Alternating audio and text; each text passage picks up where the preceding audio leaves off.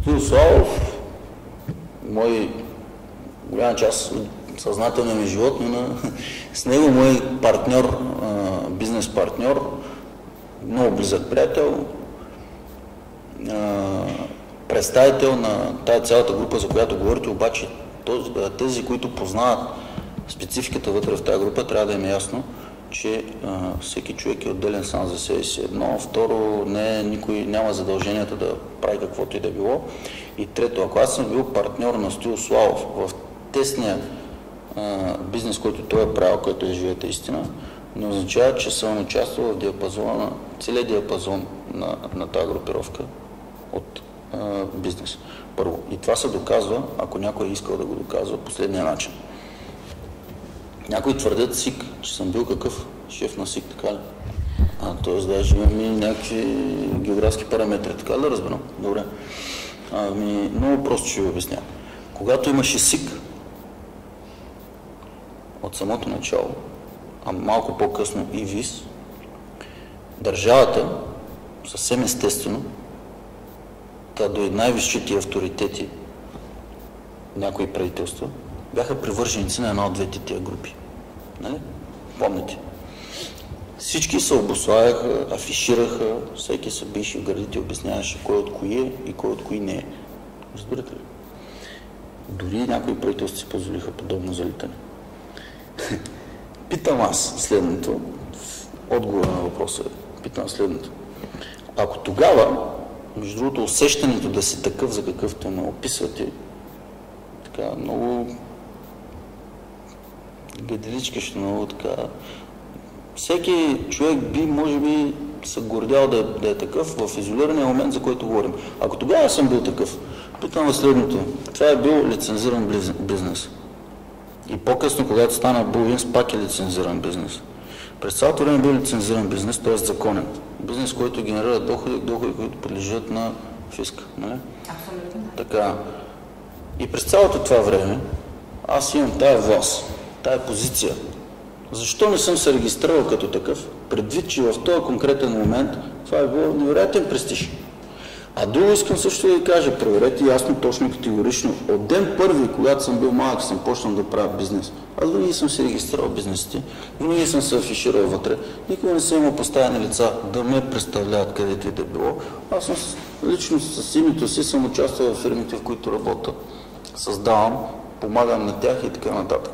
Защото не във всички съм бил управител. Не навсякъде съм имал ръководни постове. Имал съм съдружия, но не ръководни постове. И тук питам, къде в регистрациите на СИК ще намерите моите име? Това граничи с шизофрения, това никога не се е случило. И въпросът ми веднага пак е същия. Защо в един отрязък от времето, когато това е най-престижната позиция, аз не съм я взел, не съм регистрирал, тъй като това е нормалният начин на действие, няма нищо нередно да го правя. Всички доходи така или иначе са законни. Една причина няма аз да не съм се регистрирал. И сега искам да ми отговорите вие поне един път. Защо нямам регистрации в СИК? Защо нямам регистрации по-късно и в Булвинс? Каква е причината? Какво нередно е имало тогава да ги направите регистрации? Нищо, нула, чист бизнес лицензиран. Защо не съм се? Защото никога не съм имал нищо общо.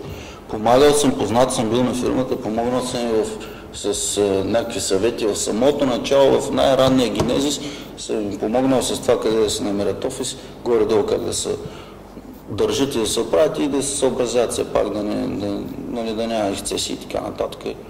Това е, което съм логистично, чисто казал 2-3-5 приказки. Познавам голяма част от хората, собственици, със собственици и така нататък. Една от причините, между другото, е несъгласието ми. Ние сме приятели, нямаме такива някакви търкания, сериозни и тежки до един конкретен момент, по-късно не е точно така. И никога не е имало причина, ако това е вярно, аз да не участвам законно в това. Това е най-естественото нещо да съм го бил направил. Освен това, с оглед и младостта ми и това, което едва не всеки един тинейджър да иска да е на престижна позиция, защото за изолираното време, за което говорим, това беше невероятно престижно нещо. Питам аз защо не съм се обозначил, защо не съм се регистрирал.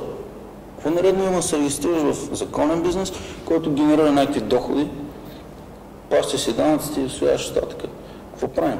Защо не съм? Защото не съм. Между другото искам да забележите и следното. Направете едно проучване, кога някога веднъж да съм имал афинитети към охранителни фирми.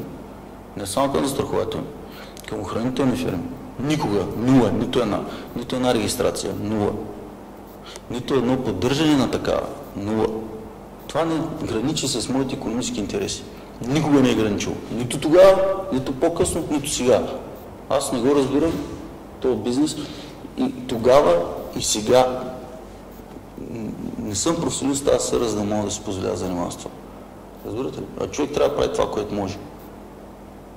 Аз не виждам причина, при положение всички тези регистри са свободни, защо някой толкова, като иска и е тежко жаден да научи нещо, не отиде по надлежния ред, да изкара, да види регистрации, да отиде да зададе даден въпрос на авторитетно лица, да каже, този има ли някакъв допер реален или няма. Изкарайте ви регистрациите, участвал ли или не е участвал. Защо да не участвам предвид, че казваме следното. Като изключим София окръг, най-големите приходи на тази фирма, застрахователна компания по-точно, СИК, най-големите доходи бяха от Бургаски регион. Това означава ясна, лицензирана, чиста печалба. Защо аз не участвам в тази печалба? Защото съм враг на джоба си ли? Елементарен въпрос ви задам. Проверете го това нещо. Не дейте така, бъдете сериозни. Бъдете сериозни.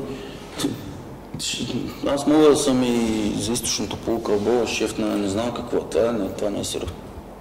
Няма как да е сериозно.